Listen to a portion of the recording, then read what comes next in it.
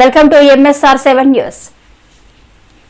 ములుగు జిల్లా గ్రామాల్ని అభివృద్ధి చేయడమే ప్రభుత్వ లక్ష్యం. రాష్ట్ర పంచాయతీరాజ్ గ్రామీణ అభివృద్ధి, గ్రామీణ నీటి సరఫరా, స్త్రీ శిశు సంక్షేమ శాఖల మంత్రి దనసరి అనసూయ సీతక్క పాపాయపల్లి గ్రామ పంచాయతీ భవనాన్ని ప్రారంభించిన మంత్రి స్థల భవన నిర్మాణదాతలకి ప్రత్యేక అభినందనలు. గ్రామాల్ని అభివృద్ధి చేయడమే ప్రభుత్వ లక్ష్యమని రాష్ట్ర పంచాయతీరాజ్ గ్రామీణ అభివృద్ధి, గ్రామీణ నీటి సరఫరా శాఖ మంత్రి సీతక్క పేర్కొన్నారు.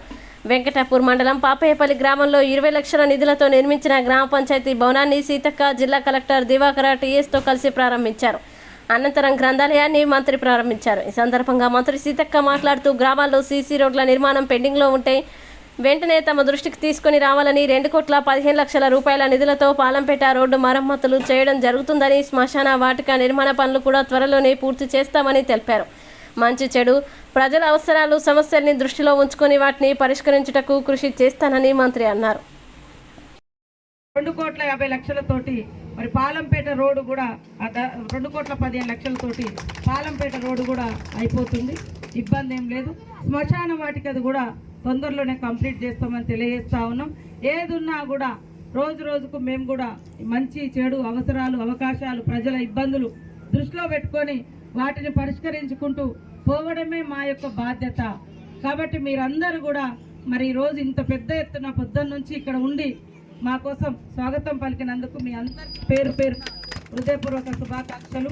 ముఖ్యంగా మా అక్క చెల్లెలందరికీ కూడా మరి రాఖీ పౌర్ణమి అక్క చెల్లెలందరికీ కూడా రాఖీ పౌర్ణమి శుభాకాంక్షలు తెలియజేస్తా ఉన్నాను. అన్నలు తమ్ముళ్ళు అందరూ సంతోషంగా ఉండాలని అక్కలు వచ్చి చెల్లెళ్ళు వచ్చి అన్నలకు తమ్ముళ్లకు రాఖీలు కడతా ఉంటారు. కాబట్టి మా అన్నలు తమ్ముళ్ళు అందరూ కూడా మరి ఆడబిడ్డల్ని గౌరవిద్దాం, ఆడబిడ్డల్ని రక్షణ ఇద్దాం, ఆడబిడ్డల్ని ఎదగనిద్దాం అనే లక్ష్యంతో మరి వాళ్ళకు మహిళలు కూడా అన్ని రంగాల్లో ముందుకు రావాలి. ఇక్కడ కూర్చున్నాం అమ్మ సర్పంచ్, ఆ మేడం అడిషనల్ కలెక్టర్, నేను మంత్రినైనా, నేను కూడా ఒక ఆడకూతుర్నే. కలెక్టర్ గారు వారి అమ్మ మనల్ని అన్నది కూడా ఆడకూతురే. కాబట్టి ఆడవాళ్ళు ఎక్కడ తక్కువేం లేరు.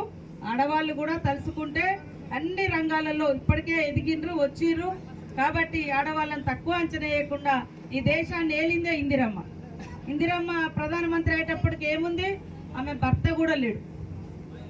ఒక మరి భర్త లేనటువంటి మహిళ ఆ రోజు దేశాన్నే ఏలినటువంటి పరిస్థితి. అంటే అవకాశాలు వస్తే మహిళలు ఎక్కడ కూడా తక్కువ గారు. అందుకని కొంతమంది ఆడపిల్లలు పుట్టిరని బాధపడతారు. మనం కన్నదే ఆడవాళ్ళమే, మనం ఆడవాళ్ళమేనా, మనం ఎందుకు బాధపడాలి?